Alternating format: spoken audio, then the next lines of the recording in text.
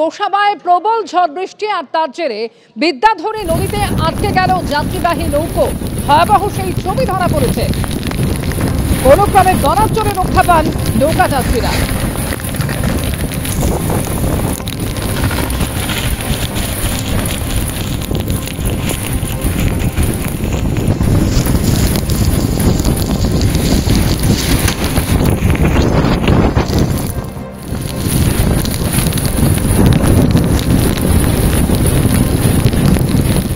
রাতে পুলিশের সামনে হুমকি আর তারপর সকালে একেবারে পিটিয়ে খুন করার অভিযোগ।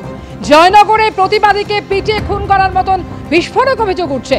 ঘটনা এখনো পর্যন্ত 13 জনের নামে এফআইআর দায়ের হয়েছে, তবে গ্রেফতার করা হয়েছে মাত্র 2 জনকে। পুলিশ প্রশাসনকে সবকিছু জানিয়েও কোনো লাভ হচ্ছিল না, এমনটাও অভিযোগ করেছেন এলাকার মানুষ। বিস্তারিত জানবো, হিন্দলতে এই মুহূর্তে সরাসরি রয়েছেন।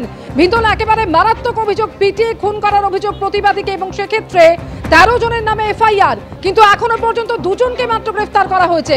বাকি অভিযুক্তদের বিরুদ্ধে কেন কোনো পদক্ষেপ নয়? এবং পুলিশের বিরুদ্ধেও তো আরো অভিযোগ উঠছে যে মিটমাট করে নিতে বলা হয়েছিল। একেবারে দেখো, পুলিশের বিরুদ্ধে কিন্তু বিস্ফোরক অভিযোগ করছেন সেই পরিবার, অর্থাৎ কিনা মৃত যুবকের পরিবারের সদস্যরা। সেলিম খান মৃতের ভাই রয়েছে আমার সঙ্গে, তার সঙ্গে একবার কথা বলবো। রবিবার দিন কি যখন রাতের বেলা ঘটনাটা ঘটে, ঠিক কি ঘটনা ঘটলো এবং পুলিশের সামনে কি হুমকি দেওয়া হয়েছিল? হ্যাঁ, হুমকি দিয়েছিল পুলিশের সামনে। ওরা মদ ফদ খেয়ে এখানে এসে গালাগালি করে, আমরা গিয়ে বাধা দিতে যাই, গেলে আমাদের 2 জনকে মেরে মাথা ফাটিয়ে দেয়। তারপরে পুলিশ আসে, প্রশাসন, আমাদের বকুলতলা থানার স্টাফ আসে, এখানে এসে আমাদের বললো তোমরা ঠান্ডা হও, আমরা ওই জিনিসটা সকালবেলা বসাবসি করে মিটিয়ে দেবো। ওরা পুলিশের সামনে, প্রশাসনের সামনে ধুমকি দিয়ে গেল যে সকালবেলা আমরা এখানে মার্ডার করে দেখিয়ে দেবো। সকালবেলা আমরা কেউ আসিনি। আমার দাদা সাইম আলী খান উনি এসছে, আমার দাদা কুরবানি দেবে বলে ভয়সা কিনেছে, দেখতে এসছে। এই বিষয় কি আপনি একদম পুরো নিশ্চিতভাবে বলছেন যে রবিবার দিনকে পুলিশের সামনেই সকালবেলা এসে খুন করবে, সেই বিষয়টা পুলিশের সামনেই বলেছিল দুষ্কৃতীরা? হ্যাঁ, দুষ্কৃতীরা পুলিশের সামনে বলেছে যে আমরা কালকে সকাল 7টার মধ্যে মার্ডার করে দেখিয়ে দেবো। আর সেই কথা মতো ওরা এসে সকালবেলা সব অস্ত্র নিয়ে এসছে। সকালবেলা আমার দাদাকে আমাদের কাউকে পায় নাই। আমার দাদা ভালো নিরীহ ছেলে একদম, হ্যাঁ, কাজ কাম করে খায়। ওকে এসে আমার দাদার দোকানের সামনে দাঁড়িয়ে আছে, ওখানে ফেলে ওরা অস্ত্র নিয়ে কেউ মাথায় মেরেছে, কেউ কপালে, কেউ নাকে, হ্যাঁ, কুপিয়েছে। বুঝতেই পারছো, সেলিম খান অর্থাৎ কিনা মৃত যুবকের ভাই, তিনি কিন্তু সরাসরি বলছেন যে পুলিশের সামনেই কিন্তু রীতিমতো ঠিক এভাবেই হুঁশিয়ারি দিয়েছিল দুষ্কৃতীরা। এবং তোমাকে বলে রাখি, এই ঘটনার পর থেকে বিশাল সংখ্যক পুলিশ মোতায়েন রয়েছে। তুমি দেখতে পাচ্ছ র্যাফ সহ পুলিশের উচ্চপদস্থ আধিকারিকরা রয়েছেন, পার্শ্ববর্তী থানার পুলিশ আধিকারিকরা তারাও রয়েছেন, যাতে কোনো রকম অপ্রীতিকর ঘটনা না ঘটে। কিন্তু সবচেয়ে বড় বিষয় যেটা অভিযোগ করা হচ্ছে, পুলিশের সামনেই কিন্তু গোটা ঘটনাটা ঘটেছিল এবং পুলিশের সামনেই হুমকি দেওয়া হয়েছিল। এই যে কালভার্ট রয়েছে, এখানেই কিন্তু মদ্যপরা অর্থাৎ কিনা সেই দুষ্কৃতীরা তারা বসেছিল, তারা গালিগালাজ করছিল এবং তারই প্রতিবাদ করেন মৃত যে যুবক, সেই যুবকের পরিবারের সদস্যরা এবং এখানকার আরো বেশ কয়েকজন প্রতিবেশী। সেই সময় কিন্তু দুতরফে মারামারির ঘটনা ঘটে। তৎক্ষণাৎ সেই খবর পাওয়ার পর বকুলতলা থানার পুলিশ ঘটনাস্থলে আসে এবং পুলিশের সামনেই রীতিমতো খুনের হুমকি দিয়ে যায় দুষ্কৃতীরা। তারপরেই এই ঘটনাস্থল থেকে মাত্র 100 পা দূরে, যদি আমরা হিসাব করে দেখি, মাত্র 100 পা দূরে এই যে সামনের যে রাস্তা রয়েছে, সেই সামনের রাস্তায় কিন্তু এই মৃত যে যুবক, তার দাদার দোকান রয়েছে, সেই দাদার দোকানে তিনি গিয়েছিলেন সকালবেলা সোমবার দিনকে। এবং তখনই কিন্তু যেটা বলা হচ্ছে, যেটা অভিযোগ করা হচ্ছে, 50 থেকে 60 জন দুষ্কৃতী তারা আসে, তারা অস্ত্রশস্ত্র নিয়ে আসে, লাঠি, সোঁটা, রড এইসব নিয়ে এসে কিন্তু রীতিমতো এই দাদার দোকানে ভাঙচুর চালাচ্ছিল। এবং তখনই কিন্তু সেই যুবক প্রতিবাদ করে, কেন এইভাবে ভাঙচুরের ঘটনা ঘটছে। তখন কিন্তু যেটা স্পষ্টত অভিযোগ যে তার ওপরে চড়াও হয় দুষ্কৃতীরা, তাকে বেধড়ক মারধর করে। ইতিমধ্যেই যে ছবি দিব্যেন্দু সিংহকে বলবো দেখাতে, যেই জায়গাটা কিন্তু পুলিশের তরফ থেকে ঘিরে রাখা হয়েছে, এটা দোকান এবং এই পাশেই কিন্তু রয়েছে এই ঘিরে রাখা জায়গা। এখানেই কিন্তু সায়েমকে ফেলে বেধড়ক মারধর করা হয় এবং তারপরে শুধু তাই না, তার বৌদিকেও মারধর করা হয়। এই গোটা ঘটনায় পুলিশের বিরুদ্ধে অভিযোগ হচ্ছে, পুলিশ নিষ্ক্রিয় থাকার দরুন কিন্তু এই ঘটনা। আচ্ছা, যখন হুমকি দিল, পুলিশ যদি তৎক্ষণাৎ ব্যবস্থা নিত, তাহলে কি এরকম ঘটনা ঘটতো বলে মনে করেন? না, তাহলে আর এরকম ঘটনা। কিন্তু আমাদের প্রশাসন এসে আমাদেরকে বলেছে যে তোমরা ঠান্ডা হও, আমরা সকাল পর্যন্ত জিনিসটা মিটিয়ে দেবো। তাহলে মিটিয়ে দেবে বলেছে, আমরা প্রশাসনকে অনেক সম্মান করি, তাই আমরা কিছু করিনি। কিন্তু ওরা যে 2 জন ধরা পড়েছে, দুটো আসামি যে ধরা পড়েছে, তারা জেলে বসে এখনো হাসছে। আবার ওখান থেকে আমরা গিয়েছি, আমাদেরকে বলছে যে আমরা জেল থেকে বার হয়ে আবার মেরে দেখিয়ে দেবো। হুমকি দিচ্ছে, সে হুমকি দিচ্ছে জেল থেকে। পুলিশ তো মানে সক্রিয় ভূমিকা এখনো মানে আমাদের মানে বকুলতলা থানা স্টাফ এখনো কোনো সিদ্ধান্ত নিচ্ছে না। তারা পাখা চালিয়ে তাদেরকে বসিয়ে যত্নভাবে রেখেছে। এই যে যখন হুমকি দিয়েছিল তারপর থেকে যদি পুলিশ ধরপাকড় করতো বা যদি গ্রেফতারের ঘটনা করতো তাহলে তো নিশ্চয়ই এই খুনের না না না, তাহলে কিছুই হতো না। তাহলে এই জিনিসটা মানে আমার মনে হয় যে মিটে যেত, সমস্যা মিটে যেত। তাহলে পুলিশের ভূমিকা নিয়ে এক কথায় কি বলবেন? ভূমিকা আছে, মানে সেই টাইমটা হয়তো তারা পেয়ে ওঠেনি বা আমরা কল করেছি তারা এসে জয়েন দিতে পারিনি, কিন্তু তারা যেটা বলেছে সেটা তো করে দেখিয়ে দিচ্ছে। অথচ এখনও জেলে বসে ধুমকি দিচ্ছে আমাদের যে বার হয়ে গিয়ে যাদের মারার কথা মানে আমাদেরকে কেন্দ্র করে মারতে এসেছিল, আমাদের পায়নি, তাই আমার দাদাকে মেরেছে। জয়নগরে পিটিয়ে খুন প্রতিবাদীকে এই নিয়ে মৃতের আত্মীয়রা কি বলছেন শোনাবো আপনাদের। মদ খাওয়া কেন্দ্র করে প্রতিবাদ করা এই সমস্যা। থানায় আমরা গেলাম, থানাতে আমাদের দায়িত্ব নিল যে তোমরা কোনো প্রচারণা পা দেবে না, ওরা গন্ডগোল করলে করুক, আমরা প্রশাসন ওটাকে টেকাল দেবো। আমরা সেই ভরসায় ছিলাম।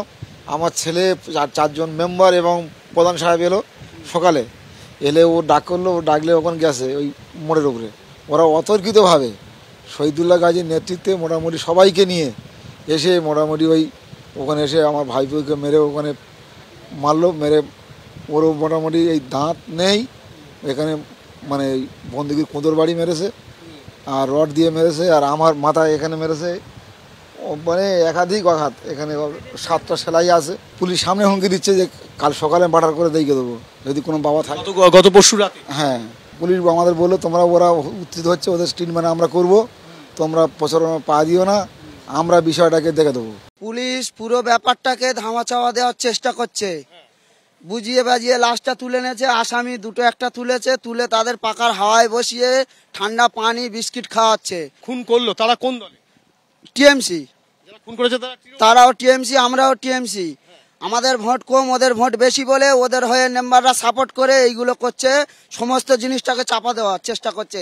আসামি যেন শাস্তি পায়, এটা আমাদের আবেদন। পুলিশকে এর আগে জানিয়েছিলেন এই পুলিশকে এই গন্ডগোলের? পুলিশকে, এমএলএ, প্রধানকে, সবাইকে জানিয়েছি, কেউ কোনো স্টেপ নেয়নি। যার পরিপ্রেক্ষিতে এরা সামনে গিয়েছে তারা এদের মেরেছে। পুলিশ তো ওরা কন্ট্রোলে রেখেছে, আমরা যা বলছি পুলিশ কথা শুনছে না, তো কোনো স্টেপ নিচ্ছে না, যার জন্য ওরা পাওয়ার পেয়ে আজকের ঘরে এসে মেরে গেছে, আমাদের খুনটা করে গেছে। আর পুলিশের সামনেও হুমকি দিয়েছে যে আমরা 24 ঘন্টার মধ্যে লাশ ফেলবো, মার্ডার করবো। একেবারে আগের দিন পুলিশের সামনেই হুমকি, আর তার পরের দিন সকালে পিটিয়ে খুন করা হলো তাকে, এবং একেবারে দুষ্কৃতীরা দলবল নিয়ে এসে হামলা চালায়, এমনটাই অভিযোগ উঠছে। এখনো পর্যন্ত গ্রেফতার করা হয়েছে মাত্র 2জনকে। ঠিক যে জায়গায় ঘটনা ঘটেছিল, কিভাবে হামলার ঘটনা ঘটে, আমাদের প্রতিনিধি হিন্দল দে কি জানাচ্ছেন দেখুন। বকুলতলা থানার পুলিশের সামনেই রীতিমতো দুষ্কৃতীরা হুমকি দিয়েছিল এই শায়েম খানের পরিবারকে যে সকালের মধ্যে কিন্তু খুন করবে তারা, এবং সেই অনুযায়ী সকাল হতে না হতেই সকাল 7টা নাগাদ ঠিক এখানেই যে সেই কালভার্ট থেকে প্রায় 100 পা দূরে আমরা যেখানে দাঁড়িয়ে রয়েছি, এটা হচ্ছে শায়েম খানের দাদার দোকান। সেই দাদার দোকানের সামনে সেই নিহত যুবক শায়েম খান তিনি এসেছিলেন, এবং তিনি এসে সবেমাত্র এখানে বসেছেন।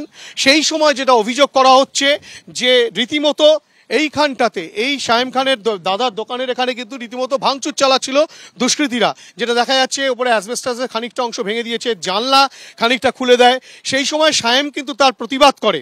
প্রতিবাদ করার সঙ্গে সঙ্গে 50 থেকে 60 জন যে দুষ্কৃতী যারা আসে তারা কিন্তু রীতিমতো সশস্ত্র অবস্থায় এসেছিল। তাদের কাছে আগ্নেয়াস্ত্র ছিল, লোহার পাইপ ছিল, রড ছিল, হাতে লাঠি ছিল। তারা কিন্তু শায়েমের ওপর রীতিমতো চড়াও হয়, এবং ঠিক এই যে জায়গাটা যেটা পুলিশের তরফ থেকে ঘিরে রাখা হয়েছে, কর্ডন করে রাখা হয়েছে, এইখানটায় কিন্তু ফেলে তাকে এলোপাথারি মারধর শুরু করা হয় আগ্নেয়াস্ত্রের বাঁট দিয়ে, অর্থাৎ কিনা বন্দুকের বাঁট দিয়ে, লোহার রড দিয়ে। ঠিক এভাবেই কিন্তু শায়েমকে মারধর করা হয়। শায়েমের বৌদি তিনি রক্ষা করতে গেলে তাকেও কিন্তু রেয়াত করা হয়নি, এবং তৎক্ষণাৎ তাকে আশঙ্কাজনক অবস্থায় এখান থেকে উদ্ধার করে যখন হাসপাতালে নিয়ে যাওয়া হচ্ছে, হাসপাতালে নিয়ে যাওয়ার পথেই শায়েমের মৃত্যু হয়। এই যে গোটা ঘটনা, সেই গোটা ঘটনায় পুলিশের ভূমিকা নিয়ে বারংবার প্রশ্ন উঠছে, কেননা এর আগে পুলিশকে বিভিন্ন সময় জানানো হয়েছে এই ঘটনা অসামাজিক কার্যকলাপের বিষয়, কিন্তু পুলিশ কোনো রকম কোনো পদক্ষেপ গ্রহণ করেনি। এবং গত পরশু রাতেও যেভাবে পুলিশের সামনে খুনের হুমকি দিয়ে গিয়েছিল দুষ্কৃতীরা, তারপরেও যদি পুলিশ সক্রিয় ভূমিকা পালন করত তাহলে হয়তো এই খুনের ঘটনা ঘটতো না। যদিও এই ঘটনায় বেশ কয়েকজনের বিরুদ্ধে এফআইআর দায়ের করা হলেও এখনো পর্যন্ত কয়েকজনকে পুলিশ গ্রেফতার করতে পেরেছে, বাকি অনেকেই এখনো পর্যন্ত অধরা। স্বাভাবিকভাবেই গোটা গ্রামের মানুষজন তারা রীতিমতো আতঙ্কে রয়েছেন, এবং পরিবার চাইছেন যেন কঠোর শাস্তি দেওয়া হয় এই অভিযুক্তদের। ক্যামেরা দিব্যেন্দু সিংহের সঙ্গে হিন্দল দে, এবিপি আনন্দ, দক্ষিণ 24 পরগনা। জয়নগরের এই ঘটনা নিয়ে তৈরি হয়েছে রাজনৈতিক চর্চা। তৃণমূল এবং সিপিএম কার কি বক্তব্য শোনাব। না, এগুলো এই কথায় কথায় তৃণমূল জড়ানোর কোনো মানে হয় না। মদ খেয়েছে তৃণমূল সমর্থক, আরে বিজেপির লোকেরা কি ধোয়া তুলসী পাতা? এফিডেভিট দিয়ে কোর্টে বলতে পারবে বিজেপির কেউ মদ খায় না? কোর্টে এফিডেভিট দেবে? বিজেপির মদ খায় না, সিপিএম এর মদ খায় না, কোর্টে এফিডেভিট দেবে? আরে প্রতিবাদী এত বড় একটা রাজ্য, কোন পাড়ায় বিচ্ছিন্ন ঘটনা, ভালো ছেলে অনেক থাকে, খারাপ ছেলে কেউ কোনো বিচ্ছিন্ন ঘটনা ঘটায়, কোন পাড়ায় কাদের সঙ্গে মারামারি খারাপ ঘটনা হয়েছে সবাই নিন্দা করছি, তার মধ্যে আবার তৃণমূল, তার মধ্যে আবার অমুকের কি আছে? ঘটনা খারাপ, যদি প্রকাশ্যে কেউ মদ্যপান করে থাকে, মদের ঠেক থাকে, থাকা উচিত নয়। সেখানে বাধা দেওয়ার জন্য যদি কারুর গায়ে হাত পড়ে থাকে, কাউকে মারা হয়, অত্যন্ত নিন্দার কাজ, প্রত্যেকটাকে অ্যারেস্ট করা উচিত।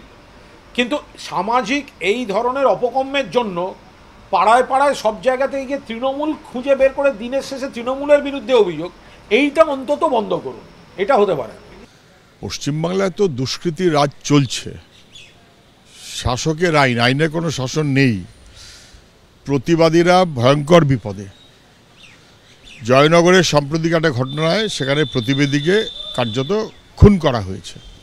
আবার খুন যদি কেউ হয়ে থাকে, তাহলে যাকে খুন করা হয়েছে বা যারা খুন করেছে তাদের রাজনীতির রং বিচার করে লাভ নেই।